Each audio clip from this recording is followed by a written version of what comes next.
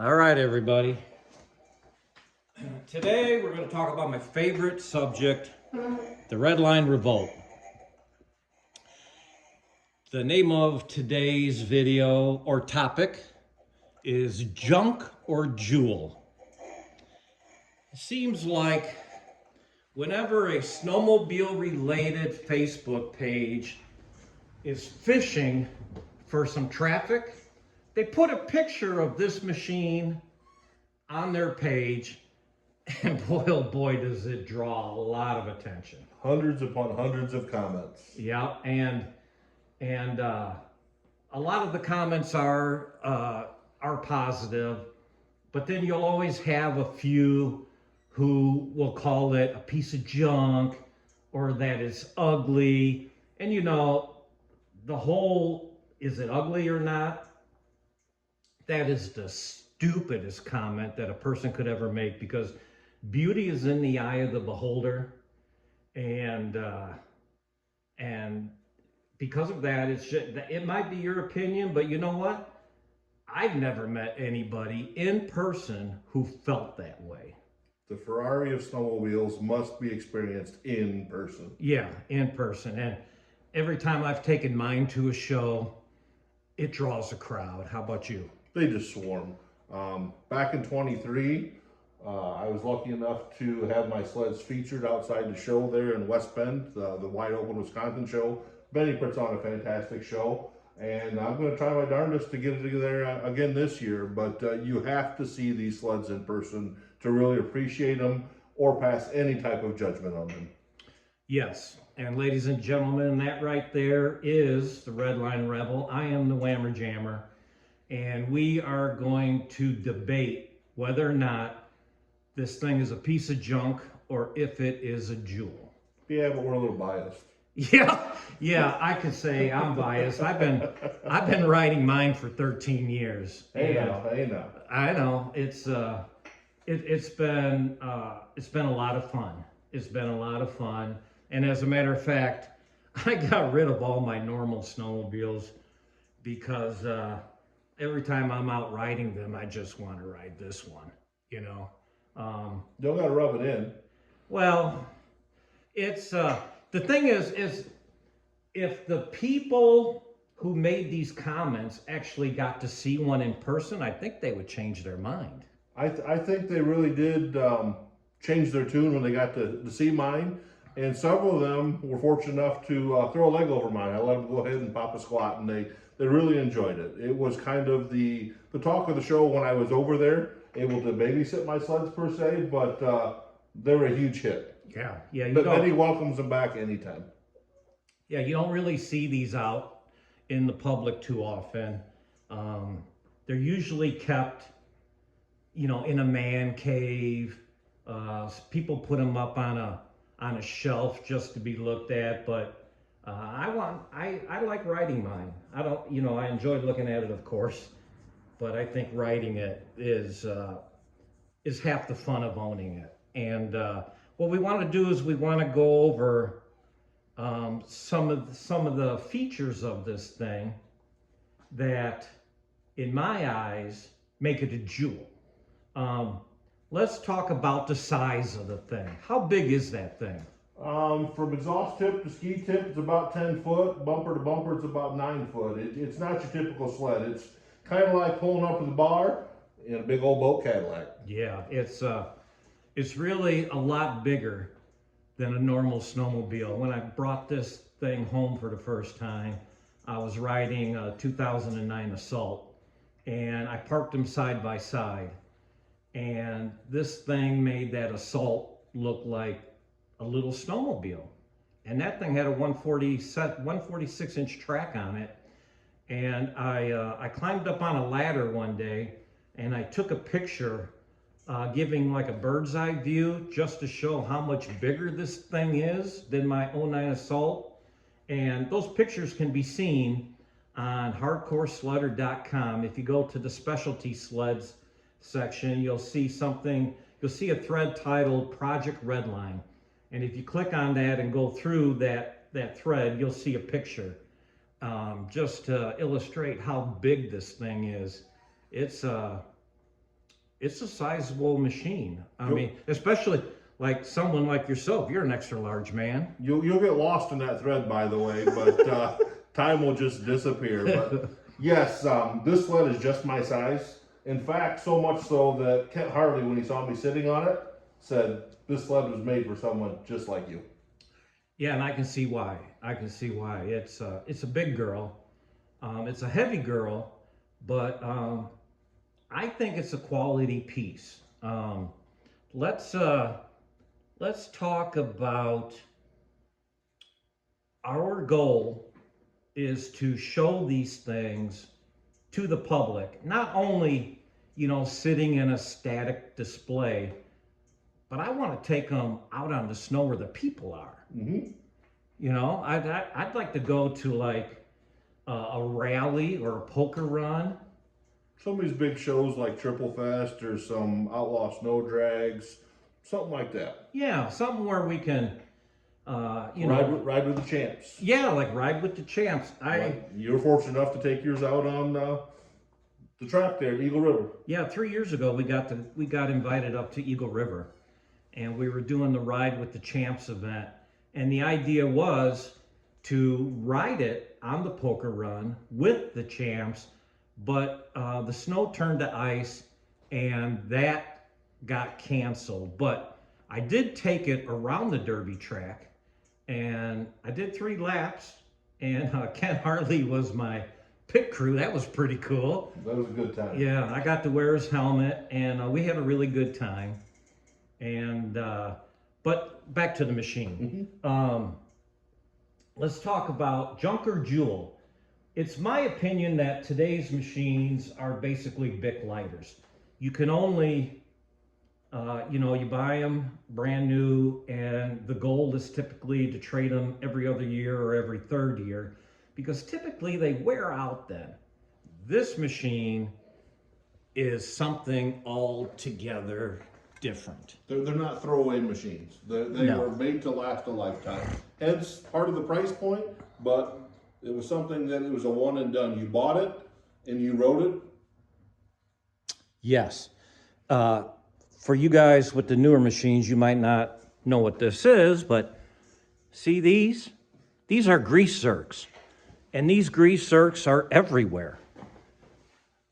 At every suspension pivot point, even under the hood,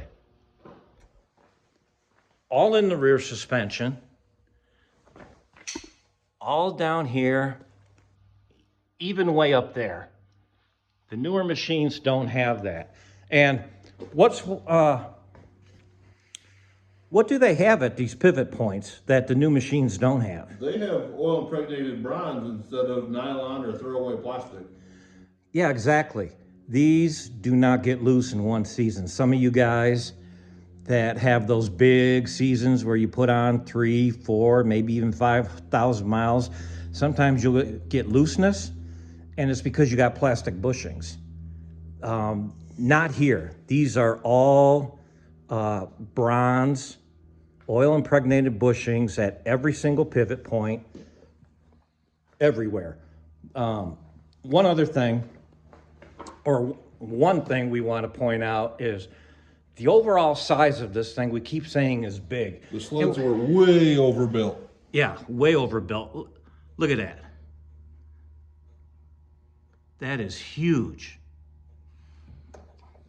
Yeah, look at the size of the steering shafts. And how many times we got to replace these? Too many. Yeah, not a problem with this. The components that were used on this machine were not only top notch, but they're really, really large. Like, look at these shocks. This shock on the right, that's a Walker Evans. Real Walker Evans. Yeah. Back when they were Walker Evans, not they're currently owned by Polaris now, so night and day different. Yeah, night and day. But that shock on the left, it looks little, right? That's off an Extra 12 Polaris. Remember when that came out? That was a big deal. It had the longest shocks in snowmobile history. Well, look at that shock compared to that. And a Redline's a 15 versus a 12, hence the shaft length difference, but the diameter just... Yeah. Way overkill. Yeah, you got big 5/8, and look at the bolts that hold the shocks on. On the left, that's what we're all used to. On the right, that's what comes on a Redline. And every aspect of this machine is like that. It's just overbuilt. It's designed to eat moguls, baby. Yeah, it's a motocross. It's a motocross bike for snow. It's not a mountain machine. It's not a touring sled. This is something that you take out when you feel like getting rowdy, when the trails are really, really rough. You know how Saturday afternoon, people like to quit, spend the rest of the day in the bar and wait till the groomers come out? That's when you bring this out. It shines then. Yeah, that's when you bring this out. Let's show people some of the features. Brembo brake system. Yep, it's got a Brembo master cylinder, and it has a Brembo caliper, and the disc is mounted directly to the drive shaft. This has no chain case. It's gear drive, so you don't have to worry about adjusting your chain. It's gear drive, and look at these gauges. Look at the color of them. Yep, see the one on the left is yellow, one on the right is white. That comes straight from Ducati. Ken Harley was a big Ducati fan, and he wanted his gauges to mimic a Ducati. And where are these gauges made? They're made right up the road in Sycamore, Illinois by Autometer. Yeah, that's nowhere near China, right? No, American made. Yeah, and you guys with the modern sleds, you know what it's like having shit made in China. Yeah, right here, we don't have a Ducati, but we have an MV Agusta sitting here. And see, this is the same way. It's got a yellow on the right, and over here, that's a liquid crystal display for the speedometer. Again, high-end motorcycle. Yeah. High-end snowmobile. Yeah, like I said, Ken Harley is a big fan of Ducati. And this machine mimics a Ducati with that tubular chassis painted red. Tell us about that chassis, will you, Redline Rebel? It's a lightweight chromoly chassis. So not only is it light, it's strong. And in case, hence I said in case you never wreck one, it's a two-part subframe system. So you can always change the front or the back. Yeah, because they're bolted together in the center, right? Correct. Yeah, bolted together. And one day we'll take the clothing off so you can see what it looks like underneath. It's very robust. Extremely. And that robustness also equates to its weight. Yes. It's very heavy. Yes. But, I don't mind that because it's a trail rider. And you usually don't get stuck on a trail. No, it's got way too small of a footprint to really take it off trail. Yeah. And one year I got a 2005 Vector. It was my first four-stroke. And what I noticed was because of the weight, the machine, it had a quality feel to it. When you go down a bumpy trail, as long as your suspension is calibrated to your weight and riding style, it was a great experience. The machine doesn't bounce around. That's the idea. Yeah, it doesn't bounce around. The suspension does all the work to absorb the bumps and stuff to separate you from the trail. And then I sold that Vector because, you only keep them for 3 seasons and then you trade up to the next thing. And then I went to a 440 Pro X fan that was so light. And God, that thing, it was a lot of fun. It wasn't very fast, but it was a lot of fun because you could throw it around. But the thing was, it was just bouncing all over the place. It beat you up. Yeah, it had great suspension. It could take a hit, but because it was so light, it would wear you out. And because that 440 had to keep it full throttle all the time, it was so loud, you were worn out physically and mentally at the end of the day. Not the case with this, because the exhaust comes out the back. Right. So the noise is behind you. And that makes a big difference, guys. Let's see. Some of the other features, we talked about the brakes and the gauges. Oh, this is not a pull start snowmobile. Electric start only. Yeah. So if your battery's not charged, I hope you got some type of safety strap because you're pulling on a clutch. There is no recoil. Yeah, and it's not like those Arctic Cats or those Polarises where, you know, if you paid a little extra, they'd hand you a kit where you mount this starter motor somewhere on a bracket and it had a flex cable and you changed the clutch because there was a gear on the clutch that the starter engaged with. How does this one differ from that? This one is extremely similar to a jet ski that it drives off the flywheel with a gear reduction clutch Bendix. This is a sealed system, watertight. The closest thing you're going to get to it is a jet ski engine. Yeah, yeah, or, you know, my favorite engines, the Yamaha motors. They're Yes. like that. Yes. I just love that. It's just a sense of quality. When you turn the key, there's no loud gnashing of teeth or anything. It just sounds and it works kind of like a Toyota or like a Yamaha. Right. You know, but you're still stranded on the trail like a modern day Skidoo 4-stroke that doesn't have the additional pull rope. Yeah, that's the one thing. So, but whatever. I haven't had that problem, and so that's fine. Like we said, it's not a touring sled. It's a toy, and Yes. if you use it like that, you'll be just fine. There was a magazine article that came out several years ago, and they claimed at the time that only 14 were complete and maybe 53 were released. What have you learned since that article came out? In the research that I've done and the digging that I've done, and boy have I done some digging, to my knowledge there were 59 sleds total that were numbered with production VIN numbers on them. And as far as complete, the registry that I'm making, I haven't found all of them. I found in the mid 40s of them. And so anybody out there that has one that I haven't talked to, please get in touch with me. It's a private registry, but I'd like to get all you owners together and we can work on a little more R&D to finish these things up and get them out on the trails. But I'm gonna say it was around half. I'm going to take that 14 number and jack it up into the mid 20s. Yeah. Because a lot of people claim that only the low number sleds, sled 57 is complete. Okay.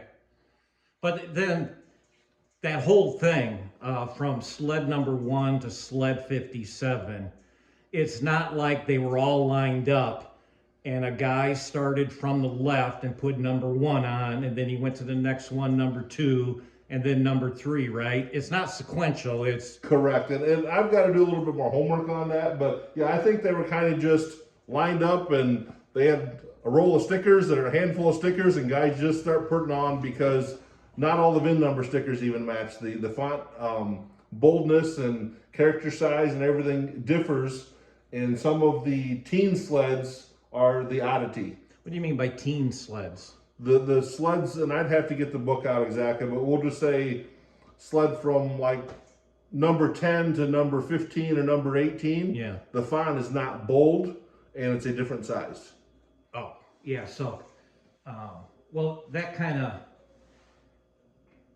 of clear, or that's kind of related to the fact that they really weren't in production. These aren't production sleds.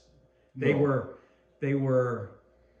were basically prototypes that were supposed to sit on the showroom floor, and you were supposed to walk in, fall in love with it, give the dealer $2,000 and place your order.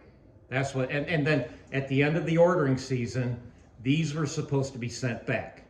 That's what the article that I read, but you still had to put some type of number on them to keep track of them. Yeah. And or for customs across the border. You had to have some way To identify them. To identify Yeah, the snowmobile. these are not production sleds, but this is one of the complete sleds.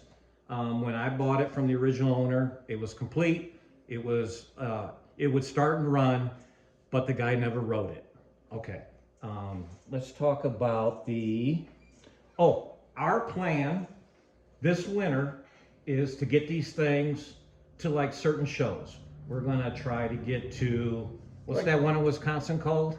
The West Bend show, the Wide Open Wisconsin show. I think this is your number 7 for Benny, and he's doing a fantastic job. Okay, so we're gonna try and get ours up there to that show before the snow hits. But once the snow hits, we want to take these to some of the events like Triple Fest, maybe some of these outlaw drags, get it up again to the Ride of the Champs if at all possible. We want to get these out there so you guys can see them and take a seat on them. Not so much throw a leg over them and take them for a ride, but at least you can see the fit and the finish and actually see how big these machines are and the quality of these machines. Yeah, just to see one in person, see what it's like going down the trail and all that. I'd like to even go to that one in Wisconsin. What was that called? This was the first year. Not Wisconsin, I'm sorry, Minnesota. The ride-in? Yeah, the one that Baldy does? Yeah, the one with Baldy. They had the Rocky from Old School Arctic Cat was there. Nutter Speed Shop was there. I even think Todd Klein showed up. Yes, Todd showed up as well, yes. Yeah, I would love to take them up to the show so everybody there can see them. So that's what we're trying to do for this winter, is to get these things out there so you guys can see them operate. Enough of this sitting in a showroom with lights on it. Let's get them on the snow. So then the Redline Rebel has a Facebook page, and what's it called? Redline Snowmobiles First Brigade. It's an owners group only. So you're not dealing with the average Joe per se. You are talking to and sharing information with owners. So people that are in the same situation that you are, not only do they love the machine, they own the machine. So you can compare notes, you can ask questions, you can get together. So again, if I haven't been in contact with you, please get a hold of me and I would love to add you to the page. And again, we're going to continue to R&D these sleds to get them out in the trail, and we'd love to get everybody together. And again, it's a private registry. It's not for every Joe Bull out there to know you have one, because some of the owners don't want it public, but this is an owners only group. Yep. So please reach out, ask us questions. We will answer all your questions in this video, and way more to come. Tell us what you want to see, what you don't want to see, but if you want to know something, just ask. Yeah, we're going to do a lot more videos, and we're going to get into specific areas. I'm rebuilding the shocks on these, and we're going to do a lot of under hood stuff. We're going to take the motor out of this thing. Change the drive coupling, play with some motor mounts. Yeah, these are not ready for prime time, guys. You can't, if you get your hands on one, you just can't take it out and go riding it, all right? There's a lot more to it than that. They're just prototypes, and they're not finished. So if you want to know more about that, contact us, and we'll share that information, because we want to help you get these on the snow. Let's get these things out, because they're over 20 years old now. They're pushing vintage. yeah, and it's fine. You've been looking at it on your shelf for 20 years. Let's get it running. Let's get it ready. Come on out and join us. Let's have some fun, and let's ride. All right, everybody. Hit the subscribe, hit the like. It really helps the channel. I know everybody says that, but it's what you got to do to keep this going. All right, thank you, and we'll see you on the trail.